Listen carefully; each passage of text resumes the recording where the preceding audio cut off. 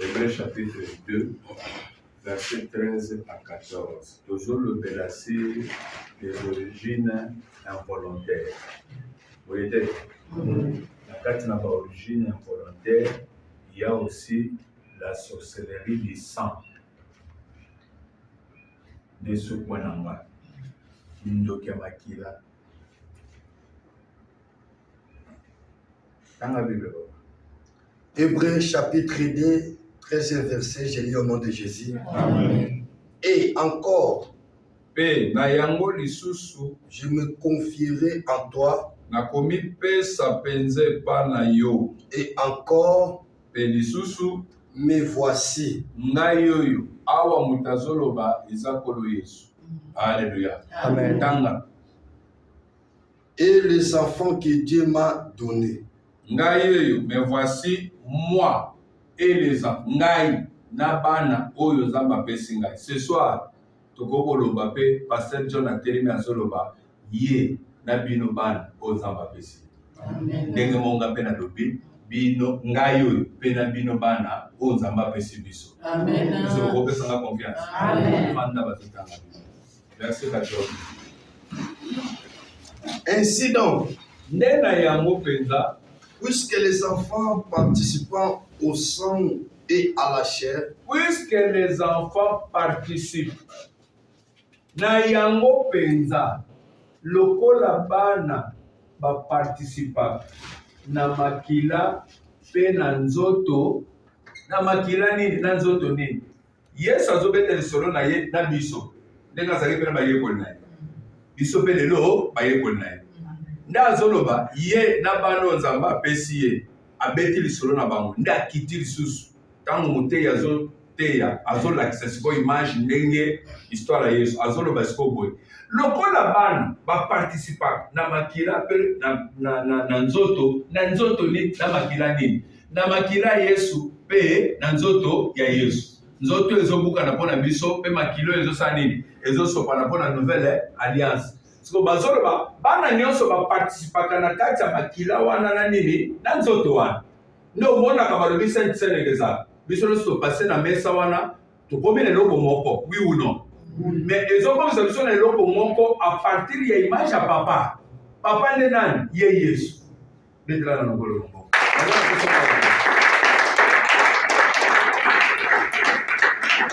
ezokomisa biso na image moko a partir ya ye papa lokola yende nzambe na biso yende Yesu siko atikela biso eloko ezosala ke a partir ya eloko wana soki biso tokonsoma yango makila pe na nzoto wana esali ke tokoti bomoko na ye toparticipe na bonzambe na ye ndenge ye aza na bonzambe biso pe tokomi bana ya nzambe. C'est pourquoi soki moto akimaka Sainte Seine ozokabona nde na Yesu.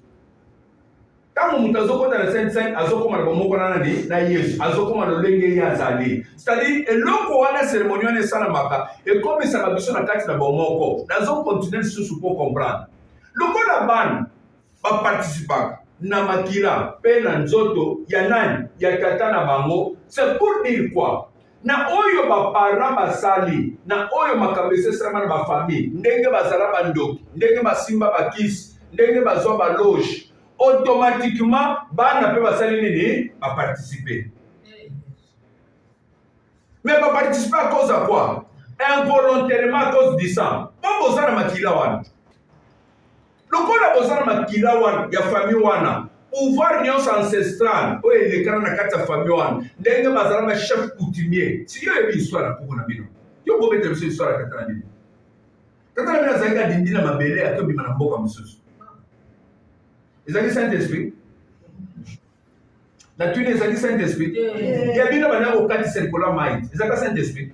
Akoma ngando akei. Yo ni masora mboka. Oyebi ni makambo na sala. bitumbe ko ya ba soda bazonga ba kotela bino mboka na bino limo mais limwa o ba yake pa tata na bino ndi asali mystique wa ko bino nyoso bozotala ba soda ne ba oneka mutando bate ndenge bozoloba te bakomona mpe bino te baleki bazoluka mboka bamoni yango te ti bakei esalema na bavillage oyo biso toyebi awa bokuti baproblème ezoleka na kati ya mboka bato bazokufa biloko ezobeba nde tata na bino nganga ye moto asali cérémonie mpo babiloko wana etika kobeba biloko wana etika kobeba nde biloko biso nyonso tolia makambo nyonso eleka na bafamile na biso awa mais eloko ezosalama na nini kindoki la sorcellerie nde tolobi la sorcellerie kwa lisan sorcellerie ya nini ya makila c'est-à-dire pouvoir nyonso ya molilo esalemi eza na contact na Satan automatiquement les enfants aussi ont participé ndenge obimeli na papa songolo mama songolo tribu songolo o baluba bazalaka boye bayanzi bazalaka boye bakongo bazalaka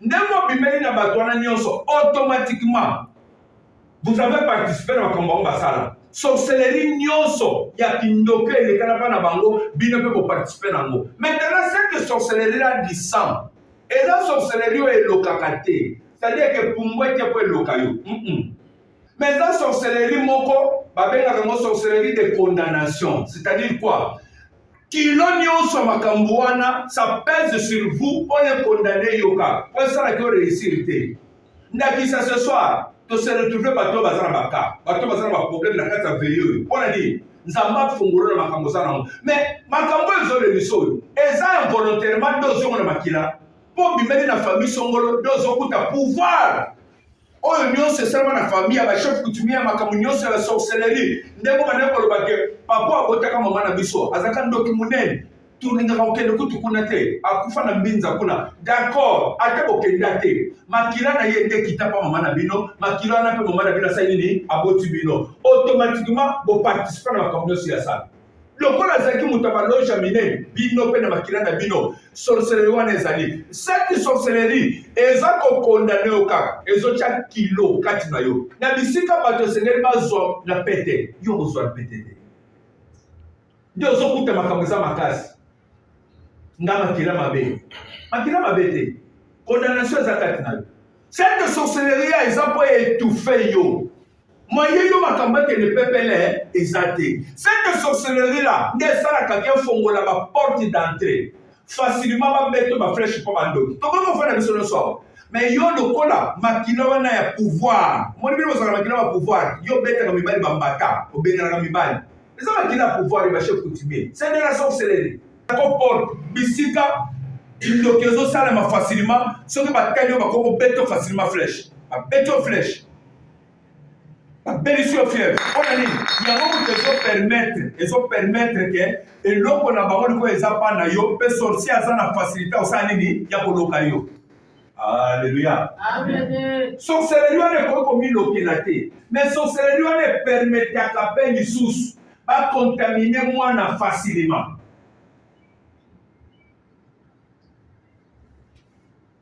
bana bazosakana bazolia bapesi mwa bongo lokola oyo yo aza déjà na quelque chose en lui oyo ezofungolele porte kaka soki balobi baactive yango bapesi eloko nde active yango facilement bana nyonso bakozwa kindoki te omoni bana nyonso bakopesa bisubo akozwa te yo obeba pe te ofanda mpo bandoki obeba pe te mpona nini eloko moko ekondanaki yo na kati eza te nzambe alingaki te mais bana ebele bazobeba mpo ande na kati na bango eza na eloko ezofungola porte il suffit kaka baactive babakisa mwa communion moko likolo mwana asali nini akomi ndoki nde biloko ezopesa likolo na biso nde bato ebele bavie ebebi awa bamisusu basali vi mobimba te akomi mokolo akomi mpe mpoko vi nyonso esimbi te a cause ya pouvoir papa na azalaki nango epesa likolo na soki oloko otala siko na poko awa ndenge toye toluka nzambe makambo nazoloba na makila no okanisi eloko moko ezopesa ezali nini esalaka ke makambo ekomplikaka bino nyonso nini esalaka ke biso nyonso na famille tozalaka na vi moko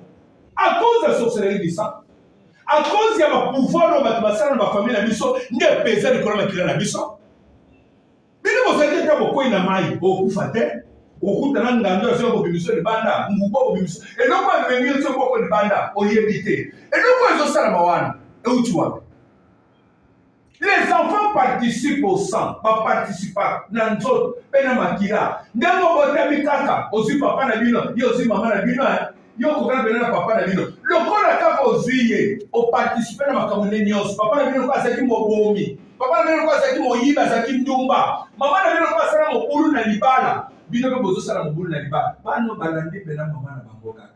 Mono, mobulu lokwa papa na bango. Trouble ça papa na maman azali trouble kaka boy et yende na nini involontairement na makila makambo so botreta ngote okoka bisa billion c'est le kio kaka boy so kuti pe bato bafanda na libala te ofandi pe na libala te à cause ya nini ya sorcellerie du sang oyo ezo peser ezo condamner elobi yo koko bala facilement te bato nyonso bakokozwa bango na facilement boye babali bango bamibali mosusu bazoya pa na yo babandi na yo mais azosukisa pa camarade no Gisèle mabandaki na yo ozosomba biloko mais mpona nini tobala Gisèle sorcellerie efandi na makila no pouvoir oyo ezokondane oyo wana oyo elandaka bato ata ti oza na poto ozokuta osaliki nduma na libala ciba oyo ezolanda yo c'est de la sorcellerie ezopesa parti ya makila sorcellerie wana elokaka te sorcellerie wana eatakaka te mais sorcellerie wana ezaka mpona ezokontrole mpe ezokondane yo nakoke mosika te mpo oya kolanda Hébreu chapitre 7 papa zolanga ta Hébreu 7 bandaka na verset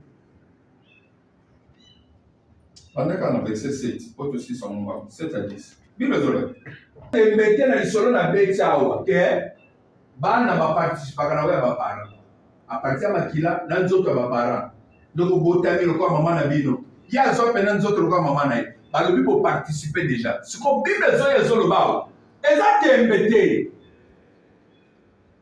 vas-y moyo otelemela ngo eza te ezalaka nde bongo l'inférieur oyo aza na se oyo aza na se azwaka makambo euti mpa moto aza likolo inférieur apambolamaka na oyo aza likolo na kati awo c'est votre pasteur nde aza likolo ye nde moto azopambola bino bino nyonso awa ye akopambola yo yo olobi amen papa apamboli yo na kombo na yesu yo olobi amen yo koloba nde teke papa na pamboli yo koloba kaka amen pourquoi parce que c'est le supérieur qui bénit l'inférieur ndenge papa azobota biso nde makambo ezokitela biso jamais biso ndenge tozosala makambo nde matie ekanga bapapa nde na bamama makambo azosala oyo baza liboso na biso nde ekiti nde adam mpe azalaki liboso na biso bible ezoloba tous son péchés sont privés de la gloire de Dieu. Nous avons péché par qui? Par Adam.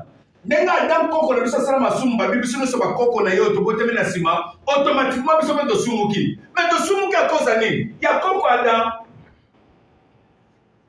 soki psychologique ya bible eza bongo bongo biso bato tobimene bafamille nde sorcellerie du saint pese te ya la sorcellerie du sang oyo ezokondane biso sorcellerie de condamnation ya la sorcellerie consciente moto amiyebika alokaka ya la sorcellerie inconsciente bajo mosusu tokosola masolo yango so bapesi biso nzela tokosola yango bato mosusu baza na sorcellerie consciente nde tokosola awa azosepela te po amiyebi kaza ndoki mosusu baza inconsciente ayebi te kazaka ndoki me basalisaki misala isuffit toteya totouche babiloko akotala meme bandoto na ye baacte aposaka bakanda na ye soki asiliki volonté oyo esalamaka kati na ye ebotaka baaction nini akokoyebaki ngalaka ndoki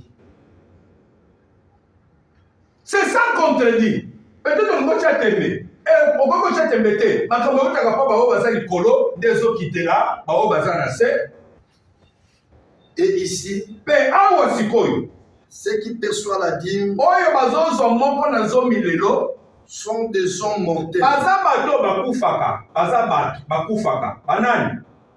Mais là c'est celui dont oyo kuna akutanaka na Abraham. Bazo moko na zomi, bazo koloba kaza mutu abomo yese ko na seko. On parle de Jésus-Christ. Akutana na Abraham. Aza mutu seko na seko. Toke papa. De plus Lévi qui na yango penza. Pona koloba ke Levi oyo akufa koyo ndenge bapesi azwaka 10 000 lelo la paye pour ainsi dire vas-y pour ainsi dire par Abraham afutaki 10 000 na nzela ya Abraham tosola malebe kosisa verset Levi abotami epa nani levé abotami pas Jacob. Jacob aboti Isaac. Jacob a koufi. Et pardon, Abraham aboti Isaac. Abraham a koufi. Isaac a tikali aboti Jacob na Esaü. Jacob inde azobota 12 tribus plus mwana moko ya mwasi Dina. Est-ce que vous avez entendu? Même Isaac amona bana wana te. Yeba sala nini akufa. Mais Jacob a tikala aboti bana na ye. Bana wana bazobota mabamona ko Abraham te. Bayoka kama solo. Mais yoka nzambe azoya kopesa révélation awo wana Nouveau Testament zoloba. Soki levi azozwa 10 000 lelo, azozwa ngo pamba te. 10 000 lelo kamalam, oui ou non? Eza esengo te. Soki levi azozwa esengo lelo, eza pamba te. Po yeba pesaki 10. Mais apesaki ngo nzela nani? Oh, apesaki ngo pa Abraham. Oh, mais quand Abraham azalaki, levi azalaki te. Nga nzambe na zobisa bino levi azalaki. Ah, expliquez biso kasa azalaki ndenge nini? Car il était encore dans le règne de son père. L'Ancien Testament, Lévi azalaki na kati ya mukongo na tata na Abraham. Nde na moment Abraham a continué action ya kokutana na aspect spirituel ya bonzambe esali ka pesi dim. Nde le longa nzambe na ndimi na zongisela Lévi dim. Aliaka dim à cause il y a action Abraham asala po yeba pesa ki tanga Abraham asali. C'est dit tanga Abraham azoke de koloka. Akutana na nzamba solo, Lévi ba loki. Si la Bible zolo les enfants participent dans makambo ba parents na bango. C'est que Lévi il a participé à quoi? Dans makambo Abraham asala. Oui ou non?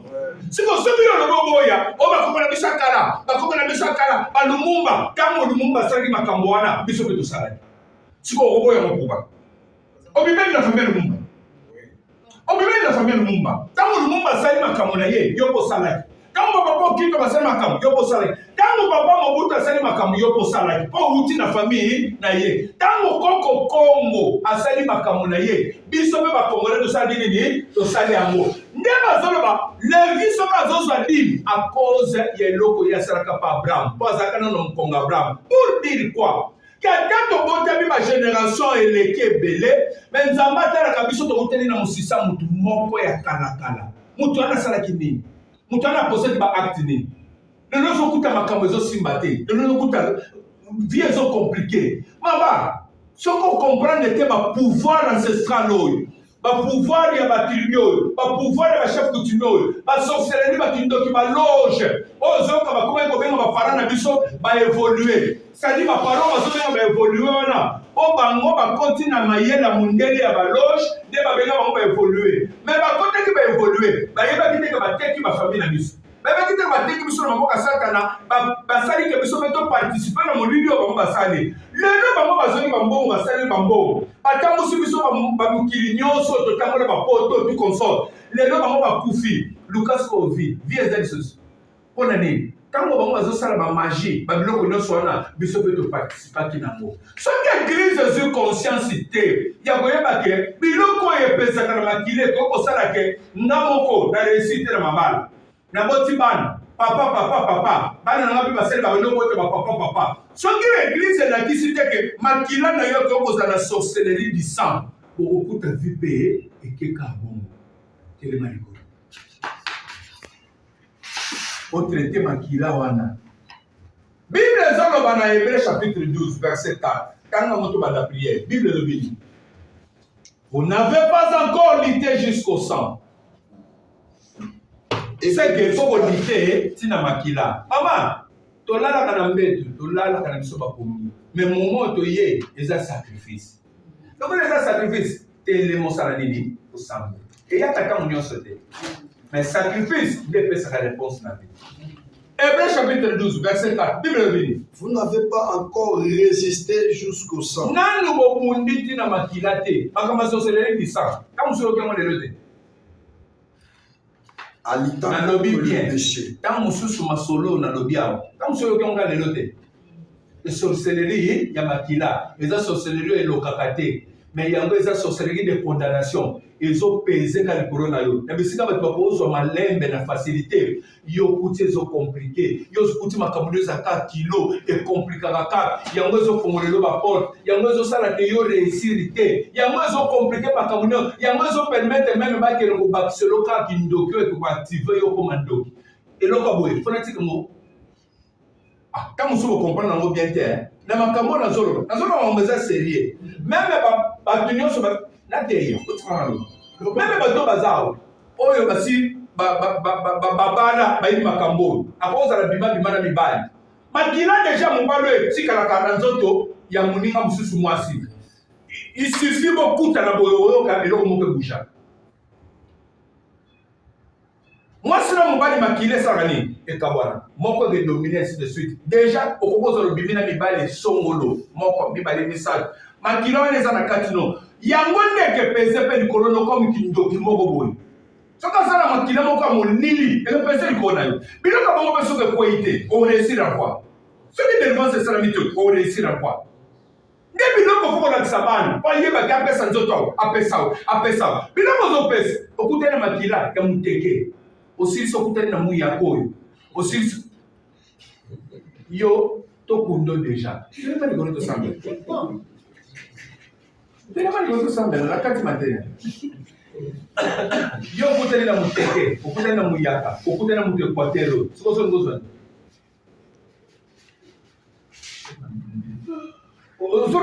ozolinga sikoyo réussir na nini na nini